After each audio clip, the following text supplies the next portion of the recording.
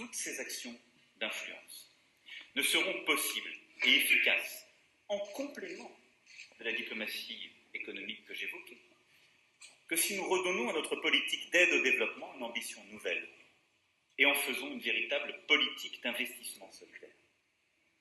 La France, en effet, inscrit sa politique de partenariat et de solidarité internationale dans la poursuite des objectifs de développement durable des Nations Unies. Pour être à la hauteur de ces objectifs, j'ai décidé que notre nouvelle politique bénéficierait de moyens accrus, après une longue période de baisse, pour atteindre 0,55% du revenu national brut en 2022. D'ores et déjà, pour garantir cette montée en puissance, le budget 2019 comptera 1 milliard d'euros en autorisation d'engagement supplémentaire. Mais, je vous l'avais dit il y a un an, les moyens financiers à eux seuls ne sont pas suffisants. C'est une nouvelle méthode qui est nécessaire, à la fois en France et chez nos partenaires. D'ores et déjà, une nouvelle gouvernance a été mise en place, avec la création d'un Conseil national du développement.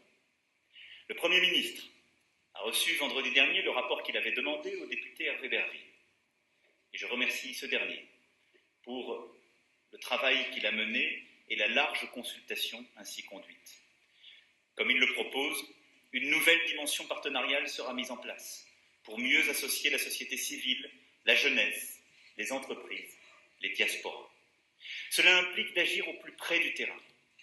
Et je soutiens à cet égard la proposition de rehausser les moyens mis à disposition directement de nos ambassades pour encourager les initiatives locales.